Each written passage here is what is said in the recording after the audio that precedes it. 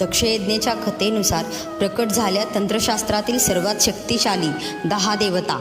कशी उत्पत्ती झाली? दशमहाविद्या म्हणजे हिंदू धर्मातील विशेषतः शाक्ततंत्र परंपरेतील आदिशक्तीची 10 सर्वोच्च रूपे मानली जातात.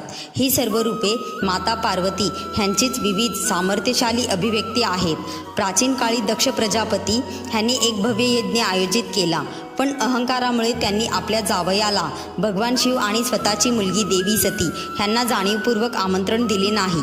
जेव्हा सतीला ह्या यज्ञाबद्दल कळले तेव्हा तिला आपल्या माहेरी जाण्याची तीव्र इच्छा झाली. तिने शिवांना विनंती केली, पण शिवांनी स्पष्ट नकार दिला. आमंत्रणाशिवाय जाणे म्हणजे अपमान स्वीकारणे असे त्यांनी तिला समजावले. शिवांच्या या नकारामुळे सती अत्यंत क्रोधित झाली. त्या क्षणी तिने आपले खरे स्वरूप आदिशक्ती प्रकट केले. शिवांना रोखण्यासाठी आणि स्वतःचे सामर्थ्य दाखवण्यासाठी तिने स्वतःला 10 भयंकर व दिव्य रूपांमध्ये विभाजित केले. शिवांनी ज्या दिशेला जाण्याचा प्रयत्न केला त्या प्रत्येक दिशेत सतीचे एक रूप उभे राहिले आणि त्यांना थांबवू लागले. अशा प्रकारे 10 दिशांमध्ये व्यापणारी ही 10 रूपेच दशमहाविद्या म्हणून ओळखली जाते.